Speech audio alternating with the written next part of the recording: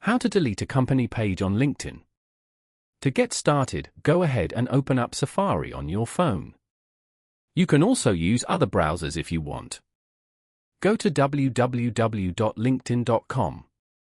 You will then be taken to your profile page on LinkedIn. On this page, tap on Show More as shown. Here, scroll down and tap on your business page. Once you're here, tap on Show More again. Scroll down and go to Settings. Now, tap on Deactivate Page at the bottom of the page. Here, scroll down and tick the box at the end. After that, tap on Deactivate. Tap on Deactivate again to confirm. You have now successfully deactivated your page. Now go back to your profile. As you can see, the page link is no longer available. Following these steps, you can easily delete a company page on LinkedIn.